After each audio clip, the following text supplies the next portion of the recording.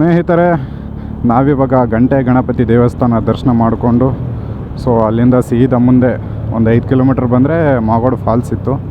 So ಅದಕ್ಕೋಸ್ಕರ near ಇದ್ದೀನಲ್ವಾ, ಒಂದು 5 kilometre ಹೋಗಿ ಬಂದುಬಿಡೋಣ ಅಂಥೇಳಿ ಇವಾಗ ಮಾಗೋಡು ಫಾಲ್ಸಿಗೆ ಹೋಗ್ತಾ ಇದ್ದೀನಿ.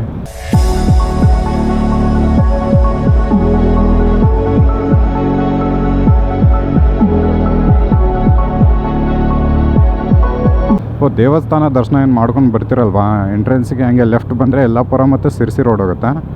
ಹಾಗೆ ಸ್ಟ್ರೈಟ್ ಹೋದರೆ ಮಾಗೋಡು ಫಾಲ್ಸಿಗೆ ಬರುತ್ತೆ. ಅಲ್ಲಿಂದ ಸೀದಾ ಬಂದರೆ ಒಂದು ಜಂಕ್ಷನ್ ಬರುತ್ತೆ, ಲೆಫ್ಟ್ ಬರಬೇಕು ಅಲ್ಲಿಂದ ಸೀದಾ ಲೆಫ್ಟಿಗೆ ಬಂದರೆ ಮಾಗೋಡು ಫಾಲ್ಸ್ ಹೋಗುತ್ತೆ. ಎಂಟ್ರಿ ಟಿಕೆಟ್ 20 ರೂಪಾಯಿ ಇಸ್ಕೊತಾರೆ. ಸೊ ಹಾಗಾಗಿ ಕ್ಯಾಶ್ ತೊಗೊಂಬರ್ರಿ, ಯಾಕೆಂದರೆ ಇಲ್ಲಿ ಯಾವುದೇ ನೆಟ್ವರ್ಕ್ ಬರ್ತಾಯಿಲ್ಲ. ನಾನು ಕ್ಯಾಶ್ ತೊಗೊಂಬಂದಿಲ್ಲ, ಸೊ ಹೆಂಗೋ ಹೇಳ್ಕೊಂಡು ಹೋಗ್ತಾ ಇದ್ದೀನಿ. ಸೊ ನೀವು ಕ್ಯಾಶ್ ತೊಗೊಂಬರ್ರಿ, ಕಂಪಲ್ಸರಿ ಕ್ಯಾಶ್ ತೊಗೊಂಬರ್ಬೇಕು, ಯಾಕಂದರೆ ಇಲ್ಲಿ ನೆಟ್ವರ್ಕ್ ಬರೋಲ್ಲ, ಏನಿಲ್ಲ. ಗಂಟೆ ಗಣೇಶ ದೇವಸ್ಥಾನದಲ್ಲಿ ಪ್ರಸಾದ ವ್ಯವಸ್ಥೆ ಕೂಡ ಇತ್ತು. ಗಂಟೆ ಗಣಪತಿ ದೇವಸ್ಥಾನದಿಂದ ಮಾಗೋಡು ಫಾಲ್ಸಿಗೆ 5 ಕಿಲೋಮೀಟ್ರ್ ಇದೆ. ಸೊ ನಾನಿವಾಗ ಹೋಗ್ತಾ ಇದ್ದೀನಿ. ಜಿಂಕೆ ಗುರು, ಜಿಂಕೆ ಕಾಣಿಸ್ದಂಗೆ. ಜಿಂಕೆನಾ ಇದು? ಹೌದು ಜಿಂಕೆ ಎದುರ್ಕೊಂಡು ಹೋಯ್ತು. ಒಂದು ವೈಲ್ಡ್ ಅನಿಮಲ್ ಕಾಣಿಸ್ತು. ಇವಾಗ ಖುಷಿ ಆಯ್ತೈತೆ ಗುರು. ರಿಯಲ್ಲಾಗಿ ನೋಡೋದಕ್ಕೂ ಈ ಥರ ಫ್ರೀಡಮ್ ಆಗಿರ್ತಾವಲ್ವಾ ಫಾರೆಸ್ಟಲ್ಲಿ, ಅವ್ನು ನೋಡೋದಕ್ಕೂ ಜೂ ಅಲ್ಲಿ ಇಟ್ಟಿರೋದು ನೋಡೋದಕ್ಕೂ ತುಂಬ ಡಿಫ್ರೆನ್ಸ್ ಇದೆ. ಏನು ಗುರು ಇದು ರೋಡು, ಸ್ವರ್ಗಕ್ಕೆ ಹೋದಂಗೆ ಆಗ್ತೈತಲ್ಲ ಗುರು. ಓಹೋ, ಈ ಥರ ಘಾಟ್ ರೋಡಲ್ಲಿ ಬೈಕ್ ತಗೊಂಡು ರೈಡ್ ಮಾಡ್ತು ಹೋಗ್ತಾ ಇದ್ದರೆ ಏನು ಖುಷಿ ಅಲ್ವಾ. ಒಂದು ಸೈಡ್ ಹಂಗೆ ಬೈಕ್ ಸೌಂಡ್ ಕೇಳಿಸ್ತಾ ಇರುತ್ತೆ, ಗೇರ್ ಚೇಂಜ್ ಮಾಡೋದು, ಆಮೇಲೆ ಈ ಥರ ನೇಚರು.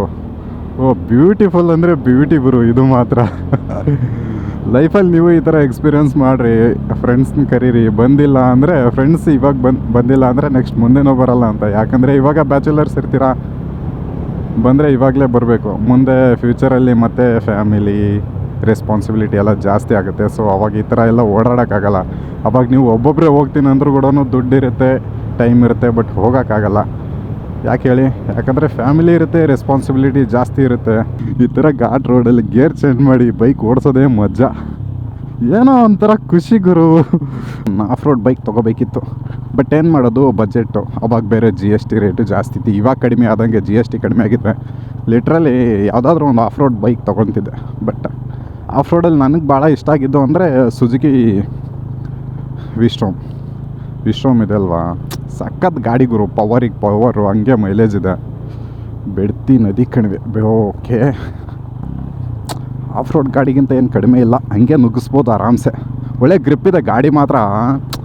ಆ್ಯಕ್ಚುಲಿ ಹೆಂಗೆ ಗೊತ್ತಾ, ನೀವು ಈ ಗಾಡಿ ತೊಗೊಂಡ್ರೆ ಇದ್ರ ಹ್ಯಾಂಡಲ್ ಬಾರ್ ಚೇಂಜ್ ಮಾಡಿಸ್ಬಿಟ್ರಿ, ಹೆಂಗೆ ಬೇಕು ಹಂಗೆ ಆಟ ಆಡಿಸ್ಬೋದು. ಯಾಕಂದರೆ ಸ್ಪೋರ್ಟ್ಸ್ ಟೈಪ್ ಹ್ಯಾಂಡಲ್ ಬಾರ್ ಕೊಡ್ತಾರಲ್ವ, ಅಷ್ಟೊಂದು ಎಫೆಕ್ಟಿವ್ ಆಗಿ ಹ್ಯಾಂಡಲ್ ಮಾಡೋಕ್ಕಾಗಲ್ಲ. ಸ್ವರ್ಗ ಗುರು. ಮಣ್ಣಿದೆಯಲ್ಲ, ಸ್ಕಿಡ್ ಆಯ್ತೈತೆ ಒಂದು ಸೈಡ್. ಲಾಸ್ಟ್ ಟೈಮು ಯಲ್ಲಾಪುರ ಈ ಸೈಡ್ ಟ್ರಿಪ್ ಬಂದಾಗೆ 3 ಮೆಂಬರ್ಸ್ ಬಂದಿದ್ವಿ, ನಾನು ನನ್ನ 2 ಮೆಂಬರ್ಸ್ ಕಲೀಗ್ಸ್. ಈ ಸರಿ ಒಬ್ಬನೇ ಬಂದಿದ್ದೀನಿ. ಬಟ್ ಮಾಗೋಡು ಫಾಲ್ಸಿಗೆ ಬರಲಿಲ್ಲ, ಸಾತೋಡಿ ಫಾಲ್ಸಿಗೆ ಹೋಗಿದ್ವಿ. ಅದು ಚೆನ್ನಾಗಿತ್ತು ಗುರು, ಸಾತೋಡಿ ಫಾಲ್ಸು. ಸೊ ನಾನು ಇವಾಗ ಹೋಗೋಣ ಅಂತ ಅಂದ್ಕೊಂಡೆ, ಬಟ್ ಒನ್ ಟೈಮ್ ನೋಡಿದ್ದೀನಲ್ವ, ನೋಡದೇ ಇರೋ ಪ್ಲೇಸ್ ಕವರ್ ಮಾಡೋಣ ಅಂತ ಹೇಳಿ. ಸೊ ಇವಾಗ ಹೋದರೆ ಯೂಟ್ಯೂಬ್ ವೀಡಿಯೋಗೋಸ್ಕರ ಹೋಗಬೇಕಾಗ್ತದೆ. 2 ಕಿಲೋಮೀಟರ್ಸ್, ಆವಾಗಿಂದ 2 ಕಿಲೋಮೀಟರ್ಸ್ ಬರ್ತಾನೆ ಇದ್ದೀನಿ. ಇನ್ನೂ ಎಷ್ಟು ದೂರ ಇದೆ ಗುರು ಫಾಲ್ಸು. ಶೂ ಇಲ್ಲ ಅಂದಿದ್ರೆ ಸರಿಯಾಗಿ ಬೀಳ್ತಿತ್ತು ಕಲ್ಲೇಟು ಕಾಲಿಗೆ. ಬಟ್ ಏನು ಗೊತ್ತಾ, ಈ ಥರ ರೈಡಿಂಗ್ ಗೇರ್ಸಲ್ಲಿ ಇನ್ವೆಸ್ಟ್ ಮಾಡ್ತೀರಾ ಅಂದರೆ ಹಿಂದೆ ಮುಂದೆ ನೋಡಬೇಡ್ರಿ. ಸ್ವಲ್ಪ ದುಡ್ಡು ಜಾಸ್ತಿ ಆದರೂ ಪರವಾಗಿಲ್ಲ, ಚೆನ್ನಾಗಿರೋದು ತೊಗೊಳ್ರಿ. ಸುಮ್ಮನೆ ಯಾವುದೋ ನಾರ್ಮಲ್ ಸ್ಪೋರ್ಟ್ಸ್ ಶೂ ತೊಗೊಂಬರ್ತೀನಿ ಅಂದರೆ ಆಗೋಲ್ಲ. ಈ ಥರ ನೋಡಿರಿ, ಆಫ್ ರೋಡಿಂಗೆಲ್ಲ ಬಂದಾಗ ಹೇಳೋಕ್ಕಾಗಲ್ಲ. ಬೈಕ್ಗಳು ಗ್ರೌಂಡ್ ಕ್ಲಿಯರೆನ್ಸ್ ಅಷ್ಟೊಂದು ಇರಲ್ಲ ಅಲ್ವಾ, ಕಲ್ಲುಗಳು ಏಟು ಬೀಳ್ತಾನೆ ಇರುತ್ತೆ. ನಾರ್ಮಲ್ ರೋಡ್ಸಲ್ಲಿ ಏನೋ ಒಂದ್ಸಲ ಈ ಥರ ಬಂದಾಗ ಪಕ್ಕ ಸರಿಯಾಗಿ ಬೀಳುತ್ತೆ ಏಟು ಮಾತ್ರ. ಗುರು ಇನ್ನೂ ಎಷ್ಟು ದೂರ ಇದೆ ಗುರು? ಸುಮ್ಮನೆ ಹೋಗ್ತಾನೆ ಇದ್ದೀನಿ ನಾನು. ಅಕ್ಕಪಕ್ಕ ಯಾವ ಗಾಡಿನೂ ಬೇರೆ ಬರ್ತಿಲ್ಲ, ಒಬ್ಬನೇ ಬೇರೆ ಇದ್ದೀನಿ. ಭಯ ಬೇರೆ ಆಯ್ತೈತೆ. ಬಂದೆ ಅನ್ಸುತ್ತೆ, ಇಲ್ಲಿ ನಮ್ಮ ಬೋರ್ಡ್ ಹಾಕಿದ್ದಾರೆ, ಸರ್ವರಿಗೂ ಹಾರ್ದಿಕ ಸ್ವಾಗತ. ಸ್ನೇಹಿತರೆ, ಮಾಗೋಡು ಫಾಲ್ಸ್ನ ರೀಚ್ ಆಗಿದ್ದೀವಿ. ಮೇನ್ ಎಂಟ್ರೆನ್ಸು ಅಲ್ಲೊಂದು ಗ್ರೀನ್ ಕಲರ್ ರೂಮ್ ಕಾಣಿಸ್ತಿದ್ದಲ್ವ, ಅಲ್ಲಿ ಟಿಕೆಟ್ ತೊಗೊಂಡು 30 ರೂಪೀಸ್ದು ಅಲ್ಲೇ ಬೈಕ್ನ ಪಾರ್ಕ್ ಮಾಡಿ ಸೀದಾ ಮುಂದೆ ಹೋದ್ವಿ. ಅಲ್ಲಿಂದ ಹೋದರೆ ಲೆಫ್ಟ್ ಸೈಡಿಂದ ರೈಟ್ ಸೈಡ್ ಒಂದು ವ್ಯೂ ಪಾಯಿಂಟ್ಸ್ ಇದೆ. ಏನಿದೆ ಗುರು ವ್ಯೂ ಮಾತ್ರ ಸಖತ್ತಿದೆ ನೋಡಿ, ಏನು ಸಖತ್ತಿದೆ ಅಲ್ಲ. ಸೊ ಇದು ಸಮ್ಮರ್ ಸ್ಟಾರ್ಟ್ ಆಯ್ತೇನೋ. ಸೊ ಆ್ಯಕ್ಚುಲಿ ಬರೋ ಹಾಗಿದ್ದಿದ್ರೆ ಮಳೆಗಾಲದಲ್ಲೇ ನವಂಬರ್ ಡಿಸೆಂಬರಲ್ಲೇ ಬರಬೇಕು, ಇನ್ನೂ ಚೆನ್ನಾಗಿರ್ತಿತ್ತು.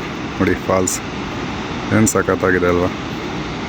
ನೋಡಿ ಅಲ್ಲಿಂದ ಒಂದು ಫಾಲ್ಸು, ಮತ್ತು ಅಲ್ಲಿಂದ ಕೆಳಗಡೆ ಬಂದರೆ ಮತ್ತೆ ಇಲ್ಲಿ ಒಂದು ಫಾಲ್ಸು. ನೀರು ಇರಲ್ಲ ಅಂತ ಅಂದ್ಕೊಂಡಿದ್ದೆ, ಬಟ್ ಇದೆ ಗುರು, ವಾಟರ್ ಲೆವೆಲ್ ಇದೆ ಒಂದು ಲೆವೆಲಿಗೆ. ಓಕೆ. ಓ ಏನು ಸಖತ್ತಿದೆ ಅಲ್ಲ, ಬ್ಯೂಟಿ. ಈ ವಾಟರ್ ಸೌಂಡ್ ಕೇಳೋಕ್ಕೆ ಏನೋ ಒಂಥರ ಫೀಲ್ ಆಗುತ್ತೆ, ಅದು ಒಂಥರ ಮೆಲೋಡಿ ಫೀಲ್ ಕೊಡುತ್ತೆ ಗುರು ಅಲ್ಲ. ಸುತ್ತ ಬೆಟ್ಟ ಇದೆ ನೋಡಿ, ಇದು ಸುತ್ತ ಬೆಟ್ಟನೇ, ಇದು ಪೂರ್ತಿ 360 ಡಿಗ್ರಿ ಬೆಟ್ಟನೇ ಇದು. ಸೊ ಇಲ್ಲಿ ಎಂಟ್ರೆನ್ಸು, ಅಲ್ಲಿಂದ ಬಂದರೆ ಇಲ್ಲೊಂದು ವ್ಯೂ ಪಾಯಿಂಟ್ ಇದೆ, ನಾನು ನಿಂತಿರೋದು. ಸೊ ಅಲ್ಲಿಂದ ಅಲ್ಲೊಂದು ವ್ಯೂ ಪಾಯಿಂಟ್ ಹೋಗುತ್ತೆ. ಸೊ ನೋಡಿ 360 ಡಿಗ್ರಿ ಪೂರ್ತಿ ಬೆಟ್ಟ ಇದೆ. ಸೊ ಇದು ಇಲ್ಲಿ ಫಾಲ್ಸ್ ಕಾಣಿಸುತ್ತೆ. ಸೊ ಆ ಕಡೆಯಿಂದ ವಾಟ್ರ್ ಬರುತ್ತೆ. ಏನು ಚೆಂದ ಇದೆ ಅಲ್ಲ ಇದು. ಓ ಗುರು, ಇಲ್ಲಿ ನೋಡು ಗುರು, ಏನಿದೆ ವ್ಯೂ ಮಾತ್ರ, ಇದು ಸಖತ್ತಾಗಿದೆ. ಬೆಡ್ತಿ ನದಿ ಕ್ರಿಯೇಟ್ ಆಗಿರೋ ಫಾಲ್ಸ್ ಇದು. ಏನು ಚೆಂದ ಇದೆ ಅಲ್ವಾ ನೋಡಿ. ಸೊ ವಾಟರ್ ಲೆವೆಲ್ ಇವಾಗ ಕಡಿಮೆ ಆಗಿದೆ, ಇದು ನೋಡ್ತಾ ಇರ್ಬೋದು ನೀವು. ಇವಾಗ ಇಲ್ಲಿಂದ ಮುಂದೆ ಕಂಟಿನ್ಯೂಸ್ ಆಗಿ ಹಿಂಗೆ ಹರ್ಕೊಂಡು ಹೋಗುತ್ತೆ. ಈ ಬೆಡ್ತಿ ರಿವರ್ ಏನಿದೆ, ಉಂಕಲ್ ಲೇಕ್ ಇದೆ ಅಲ್ವಾ ಹುಬ್ಳಿಲಿ, ಅಲ್ಲಿಂದ ಹುಟ್ಟಿ ಕಲಗಟ್ಟಿ, ಆಮೇಲೆ ಯಲ್ಲಾಪುರ, ಆಮೇಲೆ ಮುಂಡಗಡ ಥ್ರೂ ಹರಿಯುತ್ತೆ. ಹಾಗಾಗಿ ಇದನ್ನು ಮಾಗೋಡು ಫಾಲ್ಸ್ ಅಂತ ಹೇಳಿ ಕರೀತಾರೆ. ಇಲ್ಲಿಂದ ಸೀದಾ ಇದು ವಾಟರ್ ಹೋಗಿ ಗಂಗಾವಳಿ ರಿವರಿಗೆ ಜಾಯ್ನ್ ಆಗುತ್ತೆ. ಅಲ್ಲಿಂದ ಸೀದಾ ಮತ್ತೆ ನೆಕ್ಸ್ಟು ಅರಬ್ಬಿ ಸಮುದ್ರನ ಜಾಯ್ನ್ ಆಗುತ್ತೆ. ಇದು ಸರಿಸುಮಾರು 650 ಫೀಟ್ ಹೈಟಿಂದ ಬೀಳುತ್ತೆ ಇದು ವಾಟ್ರು. ಸೊ ಹಾಗಾಗಿ ನೋಡೋಕ್ಕೆ ಮಳೆಗಾಲದಲ್ಲಿ ಮಾತ್ರ ಒಂದು ಅದ್ಭುತವಾದಂತಹ ಪ್ಲೇಸ್ ಅಂತಲೇ ಹೇಳ್ಬೋದು. ಏನಿದೆ ಗುರು, ವ್ಯೂ ಮಾತ್ರ ಸೂಪರ್ ಆಗಿದೆ.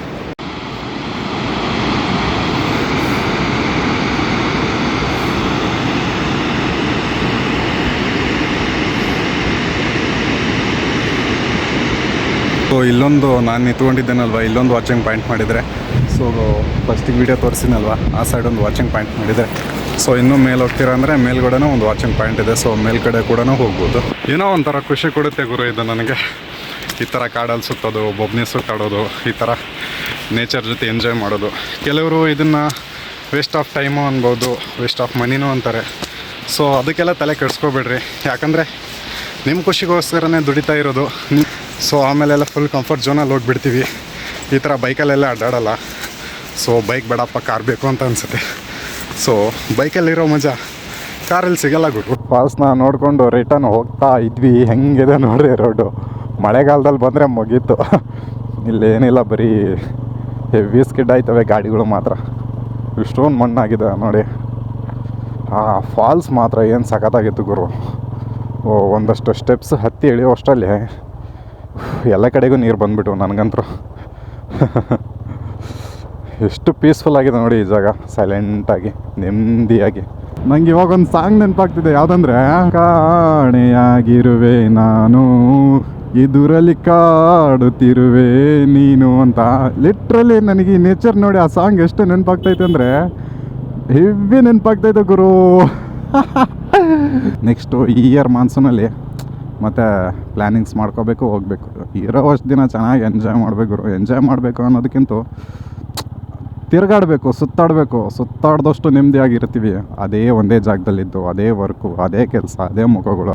ನಾವು ಅಂದ್ಕೊತೀವಿ ರೋಡ್ ಚೆನ್ನಾಗಿರಬೇಕಿತ್ತು ಅಂತ. ಎಲ್ಲವೂ ಚೆನ್ನಾಗಿದ್ದಿದ್ರೆ ನಾವು ನೆಮ್ಮದಿಯಾಗಿರ್ತಿದ್ವಾ ಫಸ್ಟ್ ಆಫ್ ಆಲು? ಇಲ್ಲ, ಎಲ್ಲನೂ ಚೆನ್ನಾಗಿದ್ಬಿಟ್ಟಿದ್ವಿ. ಜೀವನದಲ್ಲಿ ಏನೋ ಒಂದು ಕೊರಗು ಕಾಡ್ತಾನೆ ಇರ್ತಿತ್ತಲ್ವಾ. ನಾವು ಅಂದ್ಕೊತಿದ್ದೀನಿ ಆವಾಗಿಂದ ರೋಡ್ ಚೆನ್ನಾಗಿರಬೇಕಿತ್ತು ಅಂತ. ಲೈಫಲ್ಲಿ ಎಲ್ಲನೂ ಚೆನ್ನಾಗಿದ್ದರೆ ನೆಮ್ಮದಿ ಅನ್ನೋದು ಸಿಗುತ್ತಾ? ಇಲ್ವಾ? ಈಗ ಒಂದು ಎಕ್ಸಾಂಪಲ್ ಯಾವ ಥರ ಅಂದರೆ, ನೆಮ್ಮದಿ ಇರಲ್ಲ ಅನಿಸುತ್ತೆ ಗುರು. ಅದು ಇದ್ಮೇಲೆ ಏನು ಬೇರೆ ಏನು ಬೇಕು ಅಂತಲೂ ಅನಿಸಲ್ಲ. ಸೊ ಸ್ನೇಹಿತರೆ, ಮಾಗಡ ಫಾಲ್ಸ್ನೆಲ್ಲ ರೈಡ್ನ ಮುಗಿಸ್ಕೊಂಡು ಅಲ್ಲಿಂದ ಸೀದಾ ಸಿರ್ಸಿ ಸೈಡ್ ಹೋಗ್ತಾಯಿದ್ದೆ.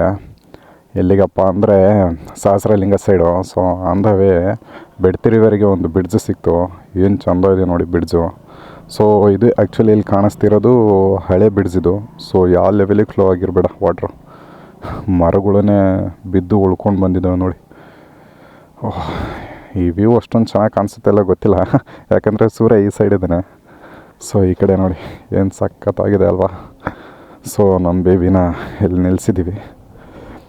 ಏನು ಕ್ಯೂಟಾಗಿ ಕಾಣಿಸುತ್ತೆ ಗುರು ನಮ್ಮ ಬೇಬಿ ಮಾತ್ರ ಸಖತ್ ಕ್ಯೂಟಾಗಿ ಕಾಣಿಸುತ್ತೆ. ಸೊ ವ್ಯೂ ನೋಡಿ ಏನು ಚೆಂದ ಇದೆ ಇಲ್ಲಿಂದ ಅಲ್ಲ. ನೇಚರ್ ನೋಡೋಕ್ಕಾಗೋ ಖುಷಿ ಯಾವುದ್ರಲ್ಲೂ ಇರಲ್ಲ ಅನ್ಸುತ್ತಲ್ವಾ. ಎಷ್ಟು ಖುಷಿಯಾಗುತ್ತೆ ನೇಚರ್ ನೋಡೋದ್ರಲ್ಲಿ ಅಲ್ವಾ.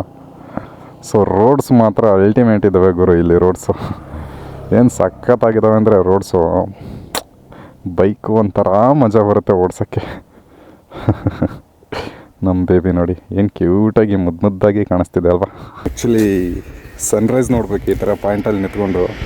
ಅದ್ಭುತವಾಗಿ ಬ್ಯೂಟಿಫುಲ್ ಅಂದರೆ ಬ್ಯೂಟಿಫುಲ್ಲಾಗಿ ಕಾಣಿಸುತ್ತೆ. ಓಕೆ, ಈ ಸೈಡಲ್ಲಿ ಸನ್ಸೆಟ್ ನೋಡಬೇಕು. ಹೆವಿ ಕಾಂಬಿನೇಷನ್ ಅಲ್ವಾ ಇದು. ಈ ಸೈಡು ಸನ್ರೈಸು, ಈ ಸೈಡು ಸನ್ಸೆಟ್. ಸಖತ್ತಿದೆ ಗುರು. ಸೊ ಹೊಸದಾಗಿ ಏನು ರೈಡಿಂಗ್ನ ಶುರು ಮಾಡ್ತಾರಲ್ವ ಬಿಗಿನರ್ಸ್ಗೆ, ಅವ್ರಿಗೆ ನಾನೇನು ಹೇಳೋದಪ್ಪ ಅಂದರೆ, ಒಂದು ಚೆನ್ನಾಗಿರೋ ರೈಡಿಂಗ್ ಜಾಕೆಟ್ ತೊಗೊಳ್ರಿ, ಶೂಸ್ ತೊಗೊಳ್ರಿ, ಪ್ಯಾಂಟ್ ತೊಗೊಳ್ರಿ, ಆಮೇಲೆ ಒಂದು ಒಳ್ಳೆ ಹೆಲ್ಮೆಟ್ ತೊಗೊಳ್ರಿ. ಸೊ ಅದಾದಮೇಲೆ ತೊಗೊಂಡ್ಬಿಟ್ಟು ಕಂಫರ್ಟ್ ಆಗ್ತಿಲ್ಲ ಅಂತ ಹೇಳಿಬಿಟ್ಟು ಹಾಗೆ ಬಿಡೋಕೆ ಹೋಗ್ಬಿಡ್ರಿ. ಯಾಕಂದರೆ ಅದರಲ್ಲಿ ಸೇಫ್ಟಿ ಪ್ಯಾಡ್ಸ್ ಎಲ್ಲ ಇರುತ್ತೆ. ಸೊ ಪ್ಯಾಂಟಲ್ಲಾಗಿರ್ಬೋದು, ಆಮೇಲೆ ಜಾಕೆಟಲ್ಲಾಗಿರ್ಬೋದು. ಸೊ ನೀವೇನು ಮಾಡಿರಿ, ಅದನ್ನು ಯೂಸ್ ಮಾಡಿರಿ. ಆಲ್ಮೋಸ್ಟ್ ಯೂಸ್ ಮಾಡೋಕ್ಕೆ ಟ್ರೈ ಮಾಡ್ತಾನೆ ಇರಿ. ಇಲ್ಲ ಕಂಫರ್ಟ್ ಆಗ್ತಿಲ್ಲ, ವೇಟ್ ಅನ್ನಿಸ್ತಿದೆ, ಅನ್ಕಂಫರ್ಟ್ ಫೀಲ್ ಆಗ್ತಿದೆ, ರಫ್ ಅನ್ನಿಸ್ತಿದೆ ಅಂತ ಹೇಳಿಬಿಟ್ಟು. ಸೊ ಅದಕ್ಕೋಸ್ಕರ ಏನು ಮಾಡಿರಿ, ಒಂದು ಥರ್ಮಲ್ ಲೈನರ್ಸ್ಗಳನ್ನು ಯೂಸ್ ಮಾಡಿರಿ, ರಫ್ ಅನಿಸಲ್ಲ.